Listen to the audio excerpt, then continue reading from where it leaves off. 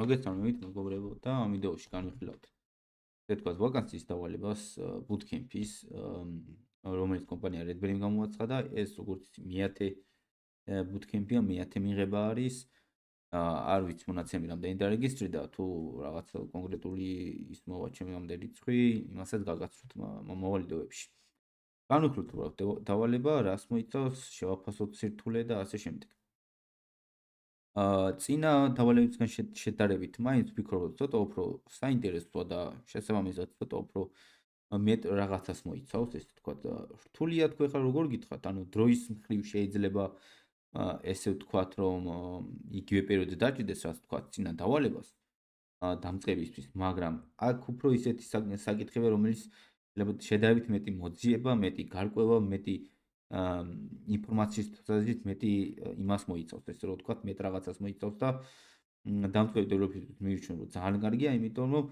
ამ პროექტზე მუშაობის დროს პარალელურად ბევრ რაღაცას სწავლობ, ეცნობი, შენ თუნდაც აითვისებ ამ მასალას და თუნდაც ვთქვათ, ვერ მოხვდეთ ამ bootcamp-ში, ვფიქრობ, რომ ძალიან კარგი საშუალება იმისთვის, რომ განვითარდეთ და წინ წაიძიოთ.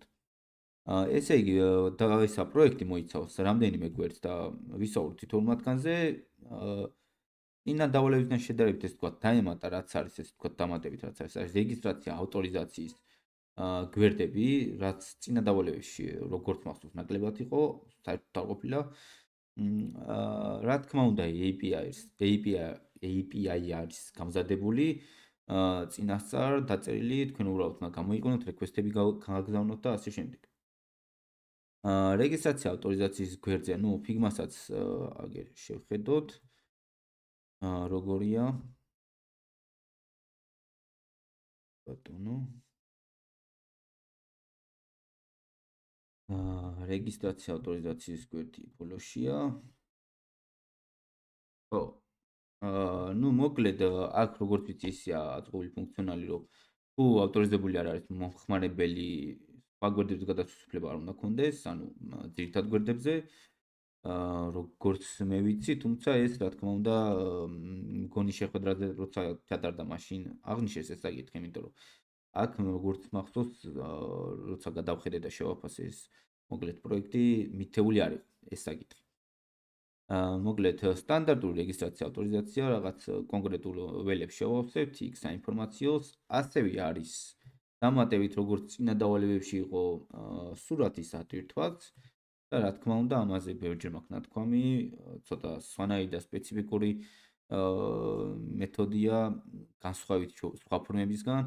ну, პატარა, ну, დიდი არაფერი, მაგრამ მაინც ყურადღება მისაქცევია, იმიტომ რომ თავიდანვე გაითვალისწინებთ, რომ სურათით არსებული ან ფაილით, მოკლედ ესე რომ ვთქვათ, ფაილით არსებული ინფორმაციის გადაგზავნა ბექში სხვანაირად ხდება, ვიდრე ჩვეულებრივი ინფორმაციის.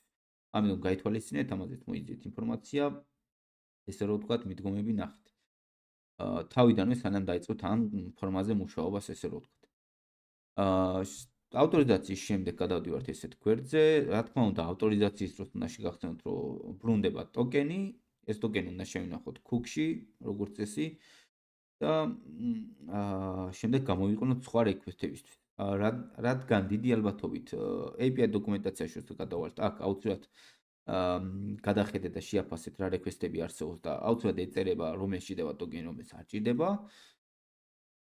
შემდგომში როცა გაატანოთ, დიდი ალბათობით რეგისტრაცია ავტორიზაციის შემდეგ, რადგან შეზღუდულია სხვა გვერდებით სარგებლობა, ნებისმიერ სხვა манипуляციაზე იქნება ეს რაღაცა კარტაში ჩამატება თუ რაღაცა დაგჭირდება ტოკენის გაყოლება. ну, get request-ებს რა თქმა უნდა ნაკლებად დაჭირდება წესით, მაგრამ შეიძლება პროდუქტების ჩამონათვალსაც დაჭირდეს.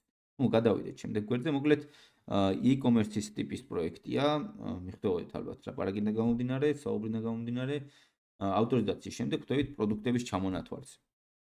პროდუქტების სიაზე. აქ საინტერესო ის არის, რომ წინა და ზოგადად სხვა ესე თქვა მსგავსი დავალებებიდან გამომდინარე ესეთ რაღაც არ არის ხოლმე, რაც აქ არის, მაგრამ ну პრაქტიკულად ბევრად ეს უფრო ისეთია საინტერესო და გამოყენებადიც ეს უფრო რა თქმა უნდა იშვიათად არის ხოლმე ესეთი რეკვესტები, get რეკვესტები, სადაც შეზღუდული რაოდენობით მოდის.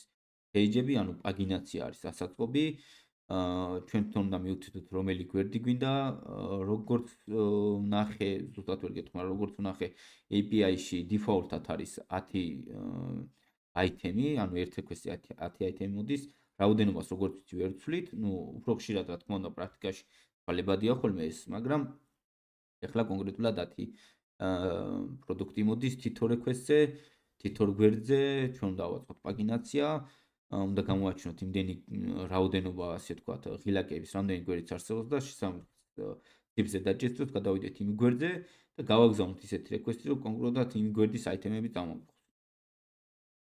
როდესაც ჩავნათვალ სიდან ვაჭერთ კონკრეტულ აიტემს, Figma-შიც რო შევხედოთ, უკვე გადავდივართ დეტალურ გვერდზე. მოგლეთ, ეს არის სია პროდუქტები, ფილტრაციაც არის აქ რო დავალაგოთ ფასის მიხედვით და რაღაცების მიხედვით და ეს ფილტრაციაც იგზავნება ბექში. სერვერზე რეკვესტზე რო შესაბამისად, რადგან ჩვენ სრული პროდუქტების ჩავნათვალი არ გვაქვს ფრონტში. ვთქვათ, პირველი 10 პროდუქტი გვაქვს, ხოლო როცა ფილტრაციას ვაკეთებთ, რა თქმა უნდა ვერ გავფილტროთ, იმიტომ რომ პროდუქტების სრული ჩავნათვალი ფრონტში არ გვაქვს, შესაბამისად რეკვესტი იგზავნება ბექში. ჩვენი მოთხოვნების შესაბამისად, რომელიც დაამუშავებს და დაგვივნებს იმ პროდუქტების ჩავნათვალს, რომელიც კონკრეტულ რაღაც ფილტრებს ესადაგება. ამას ან დავაზუსტებ ესეთ ნათქვამს და გაითვალისწინეთ, რომ ეს უნდა მოხდეს, კარგია თუ აქ აიწყო ესეთი ფუნქციონალი, რომელიც რეფრეშის დროს დატოვებს ამ თქვენს რაღაც გაფილტრულ ველებს და გვერდი ზუსტად ისეთი დარეფრეშდება, როგორც დარეფრეშებამდე იყო. ანუ თუ რაღაცა კონკრეტულ პროდუქტების ჩავნათვას ეძებთ, დარეფრეშებისას უნდა დახვდეთ ზუსტად ისეთი და არ უნდა დაუხმდეს საწყის მდგომარეობას. ну ამისთვის რა თქმა უნდა, გარდა იმისა, რომ ეს პარამეტრები რის მიხედვით გაიფილტრა, უნდა აგზავნოთ ბექში და ინახავდეთ. ну роуტერში თუ გაითვალისწინებთ, რომ ლინკშიც იყოს მითითებული query პარამეტრების სახით, იქნება ყველაზე კარგი და პრაქტიკული მიდგომა. დარეფრეშებისას მოკლედ ლინკი რჩება ერთადერთი რაღაცა, რომელიც რჩება წინა გვერდიდან და მოკლედ ლინკში უნდა იყოს ეს ინფორმაცია მითითებული, რომ შემდეგ მარტივად ამოვიღოთ და გამოვიყენოთ ლინკიდან. როდესაც პროდუქტებს ვაჭერთ, გადავდივართ უკვე დეტალურ გვერდზე, აქ უკვე ესეთი ინფორმაცია კონკრეტული პროდუქტის რეკვესტიც არსებობს ID-ის მიხედვით, რომ კონკრეტული პროდუქტის ინფორმაცია მოგვივიდეს. აქ უნდა ავაწყოთ სხვადასხვანაირი ფუნქციონალი ფრონტში, ну ეხლა ყველანაირ დეტალს რა თქმა უნდა ვერ აღნიშნავ, თუ გაინტერესებთ, კომენტარებში დაწერეთ და უფრო ვრცელი ვიდეოს გადავიღებ და უფრო დეტალურად მოვიხილავ თითოეულ გვერდს და რჩევებსაც უფრო დეტალურად მოგცემთ, ეს უბრალოდ ზედაპირული მიდგომაა, რომ უბრალოდ ეს რჩევები მუშაობის დროს გაითვალისწინოთ. ყველაფერს რა თქმა უნდა ვერ აღნიშნავ და ასევე არის ვიდეოს მიზანი ის, რომ მომავალ შოთს მსგავსი bootcamp-ები ჩატარდება, ადამიანს შეეძლოს და ნახოს წინა მიღებაზე რა ტიპის პროექტი, რა ტიპის დავალება იყო. ხო, მოკლედ აქ არის ესეთი რაღაცა, რომ ფერები მოყვება თითოეულ პროდუქტს და ფერების მიხედვით უნდა იცვლებოდეს სურათიც, მარცხენა მხარეს, უნდა შევეძლოს კალათაში დამატება, ზომის არჩევა, ფერის არჩევა და ну რაოდენობის არჩევაც რა თქმა უნდა კონკრეტული რაოდენობით დავამატოთ კალათაში. თუ იგივე ზომის და იგივე ფერის პროდუქტი უკვე არის, ვთქვათ, წინა ჯერზე გადავიდეთ სხვა პროდუქტზე, სხვა პროდუქტი დავამატეთ, მე დავბრუნდეთ იგივე ფერის და იგივე ზომის პროდუქტს, რომელიც უკვე დამატებული გვაქვს კალათში, ხალხა ვამატებთ, უნდა გაიზარდოს რაოდენობა. თუ ფერს შევცვლით, მაშინ როგორც ახალი პროდუქტი ისე ემატება. ხო, დავბრუნდეთ აღწერას, კი ბატონო. კალათის გვერდი, ანუ კალათის პანელი, რომელიც გამოდის, ესე ვთქვათ, ეკრანზე, იქიდან უნდა შეგვეძლოს, რა თქმა უნდა, სტანდარტულად როგორც ხდება ხოლმე, რაოდენობის გაზრდა, შემცირებაც, როგორც ვიცი, შეზღუდულია შემცირება, როცა ერთი ცალი აიტემი გვაქვს, მაშინ ესე ვთქვათ, წაშლის აიკონს უნდა დავაჭეროთ და საერთოდ წავშალოთ კალათიდან ეს ნივთი, მეჯერ ვეღარ შევამცირებთ. და თითოეულ ამ манипуляციაზე ასევე უნდა ვაგზავნოთ რეკვესტი თითოეული კალათის манипуляციაზე. რადგან API დოკუმენტაციას როცა გადავხედავთ, გვაქვს ასევე კარტასთან დაკავშირებული, კალათასთან დაკავშირებული ესე ვთქვათ რეკვესტები, პროდუქტის ჩამატება, პროდუქტის ცვლილება, ну რაოდენობის იგულისხმობა შესაბამისად, იმიტომ რომ თუ ფერი და ზომა შევცვალეთ, როგორც ახალი პროდუქტი ისე ემატება, წაშლა, ანუ ამოშლა საერთოდ კალათიდან პროდუქტის და ასევე get request-ი და რატო არის ეს request-ები აქ? ანუ როდესაც ჩვენ რაღაცა манипуляციებს გავაკეთებთ, დავრეგისტრებით შევდივართ, იმ ავტორიზებულ user-ზე მიმულია ესე ვთქვათ კალათი back-ში მონაცემთა ბაზაზე და ჩვენ როდესაც რაღაც манипуляციებს ვაკეთებთ, იქაც ინახება და როცა მეორე დღეს ერთი კვირის შემდეგ, როდესაც დავლოგინდებით, ბოლოს არსებული კალათის მონაცემი უნდა მოგვდიოდეს და ცვლილებები ინახებოდეს და ეს არ არის უბრალოდ ფრონტში დამახსოვრებადი ინფორმაცია, რომ ჩვენ უბრალოდ სადღაც view stage-ი მინახოთ სიტყვაზე და შემდეგ შეგვეთის გაფორმების დროს გადავაგზავნოთ და მორჩა. ანუ შესაძლებელია კალათის დროს სხვადასხვა პერიოდში დავამატოს პროდუქტები და რაღაც პერიოდის შემდეგ მოხდეს ჩეკაუთი. ხო, დავუბრუნდეთ, ну შეკვეთის გაფორმების გვერდი გვაქვს, სადაც უკვე თვითონ შეკვეთა ფორმდება, აქაც სტანდარტული ფორმა არის შესავსები, წერია აქ აღნიშნული, კარგად არის და გაიცანით პირველ რიგში ესე ვთქვათ, ბარემ რომ ცოტა შევაჯამოთ და ბოლოსკენ გავიდეთ. შეჯამის სახით ვიტყვი, მე მოთხოვნებს და ამით დასრულდება ვიდეო. ჩემი რჩევა იქნება უპირველეს ყოვლისა, რომ კარგად გაიაზრეთ ჯერ პროექტი, სანამ მუშაობას დაიწყებთ, იმიტომ რომ 11 დღე არის, ну დღეის ჩათვლით 11 დღე არის, 28 არის როგორც ვიცი ბოლოა და დღეის გარდა 10 დღე, 28-ში ღამის 12 საათია ბოლოა და ну 28 ითვლება რიცხვი. საკმაოდ დრო არის იმისთვის, რომ დავალება შეასრულოთ, ესე ვფიქრობ. მარტივი არ არის, რა თქმა უნდა და ბევრჯერ აღნიშნავს, რომ Redberry-ის დავალებები, ესე ვთქვათ, დამწყებების და ვისაც საერთოდ სამუშაო გამოცდილება არ აქვს. იმათთვის ყველაზე რთული მგონია ეს დავალებები, მაგრამ ვფიქრობ, რომ შესრულებადია, რა თქმა უნდა. ბევრი რაღაცა ითვლება საერთოდ სამყაროში და წლების წინ რაც იყო სტანდარტები, ის რა თქმა უნდა ყოველთვის იზრდება ხოლმე, იმიტომ რომ ახალ-ახალი ტექნოლოგიები ჩნდება, ახალ-ახალი განვითარების ეტაპები ჩნდება, მარტივდება სწავლის პროცესები, რაც უფრო დრო გადის და ასე შემდეგ შესაბამისად ყველანი ცდილობენ უფრო და უფრო კარგი დეველოპერი აიყვანონ, რა თქმა უნდა. მაგრამ ვფიქრობ, რომ ეს არ არის ისეთი, რომ რაღაცა სასწაულად ვერ შესრულდეს, რთული იყოს ან რამე. ამიტომ ვფიქრობ, რომ 11 დღეის ჩათვლით საკმარისია, უმეტესობაც სავარაუდოდ მუშაობა უკვე დაწყებული გაქვთ და მგონია, რომ მოახერხეთ. უბრალოდ ჩემი რჩევა რაც იქნება, დღევანდელი დღე თუნდაც ან სანამ მუშაობას დაიწყებთ, რამდენიმე საათი დავუთმოთ იმას, რომ კარგად გაარჩიოთ აქ დაწერილი თითოეული გვერდის ფუნქციონალი, რას გულისხმობენ, გაარკვიოთ, კითხოთ ამხანაგებს, ან ვინც არიან ჩართული ამ იმაში, არ ვიცი საერთოდ სერვერზე ხართ თუ არა, ამით დავლევეს აკეთებს და შესაბამისად ვფიქრობ, რომ ასევე ძალიან კარგი იქნება თუ გეგმასაც შეადგენთ, თუ რა არის შემდეგ გაკეთეს, რომელი გვერდზე რა დრო დაიყოს, შეაფასეთ, ChatGPT-ით დაიხმარეთ, გულისხმობ შეფასებაზე. რა თქმა უნდა, კეთების დროსაც უნდა დაიხმაროთ ChatGPT, მაგრამ არ უნდა გააკეთოთ ისე, რომ პროექტს კარგად ვერ ეცნობოდეთ, რა თქმა უნდა. ეს ბევრჯერ აღნიშნავს, რომ ChatGPT-ის გამოყენებასაც თავისი სწავლა უნდა, თავისი მიდგომა უნდა.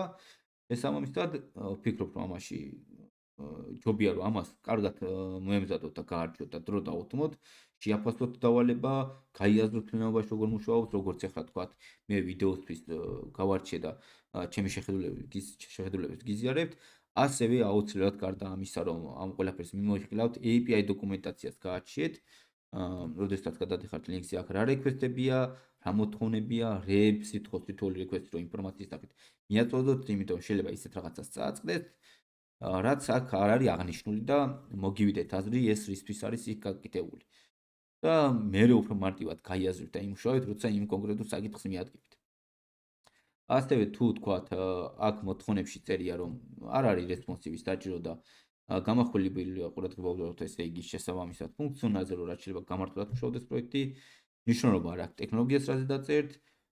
ჩემი რჩევა იქნება, რომ TypeScript მოერიდოთ, მაგრამ თუ თქვათ ვფიქრობთ, რომ შეძლებთ TypeScript-ით და React-ით პროექტის დაძლევას. კი ბატონო, შეეცადეთ, მაგრამ რადგან მითითებულია, რომ ტექნოლოგიებს არ ვაფასებთ, ჩემი რჩევა იქნება, რომ TypeScript მოერიდოთ, იმიტომ რომ ისედაც იცით დიდი ალბათობით, მაგრამ შეგახსენეთ, რომ TypeScript-ი ზოგჯერ რაღაცა უცნაურ ერორებს აგდებს ხოლმე პროექტში, რომელიც საერთოდ რაღაც ფუნქციონალთან არ არის დაკავშირებული და უბრალოდ რაღაც ესე ვთქვათ, თავისებური რაღაცა ერორია, რომელიც რა თქმა უნდა კარგია, რომ გასწორდეს, მაგრამ ხშირად ამ ერორების გასწორებას იმდენი დრო მიაქვს ხოლმე, რომ ძირითად რაღაცებზე მუშაობას ვერ ვასწრებთ. თუ React-ზე დაიწყებთ, ჩემი რჩევა იქნება, რომ პირველ რიგში პროექტი მაქსიმალურად გამზადოთ, როუტერი გააკეთოთ აუცილებლად თავიდან, რომ გვერდების ჩამონათვალი გქონდეთ და რა გვერდები არსებობს და გამზადებული გქონდეთ გვერდები და თუ თქვათ API დოკუმენტაციას გადახედავთ, ასევე ფუნქცია თითოეული request-ის გამზადეთ წინასწარ. არ აქვს მნიშვნელობა რა ტექნოლოგიას გამოიყენეთ რეკვესტების გასაგზავნად, მაინც ირჩევთ რომ წინასწარ ყველა ფუნქცია გქონდეთ გამზადებული, მერე სადაც დაგჭირდება ისედაც გამოიძახეთ, თან API-საც გაარჩევთ და მოკლედ ესე გააკეთეთ. ასევე აუცილებლად ყურადღება მიაქციეთ რომ GitHub-ზე მუშაობას და Git-ზე მუშაობას ყურადღებას აქცევენ. კომიტები წერეთ შესაბამისად 5-10 კომიტი ფაქტობრივად არ ჩაითვლება არაფრად და დავალება არ შესწორდება, მითითებული აქვთ. ამიტომ ხშირად წერეთ კომიტები, რა თქმა უნდა, ტყუილა არ წეროთ კომიტი, მაგრამ რეალურად რა ვიღეთ ამ დავალებას ალბათ მცირე 20-30 კომიტი თავისუფლად დაჭირდება წესით. აკადემიური მუშაობით თუ მიუდგებით. კი ბატონო, სულ ეს არის, რაზეც მინდოდა რომ მეთქვა. ხო, მოკლედ ყველას წარმატებას გისურვებთ და თუ თქვათ გაინტერესებთ რომ უფრო დეტალური აღწერა მოისმინოთ დავალების, კომენტარში დაწერეთ და შევეცდები მალევე გადავიღო მსგავსი ვიდეო. დროებით